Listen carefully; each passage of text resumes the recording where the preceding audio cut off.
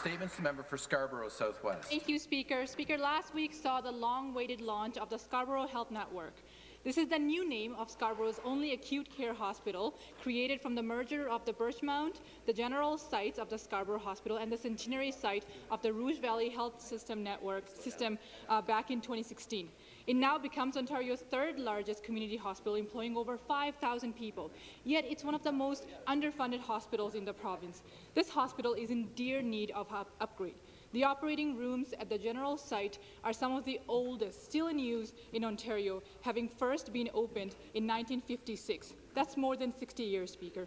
In 2015, an expert panel recommended a range of essential capital projects, but we heard crickets from the Liberals about funding these projects until, you guessed it, earlier this year, right before the election.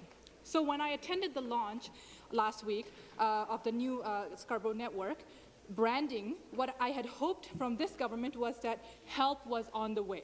But what we heard instead was that, the all too familiar from Scarborough's residents, same messaging, loss of platitude but no firm commitments to funding the urgently needed new operating rooms or the emergency departments. Speaker, for decades, successive Liberal and Conservative governments have neglected healthcare in Scarborough. It's time to make investing in Scarborough healthcare a priority so that the new Scarborough Health Network can be more than just a branding exercise. Thank you, Speaker.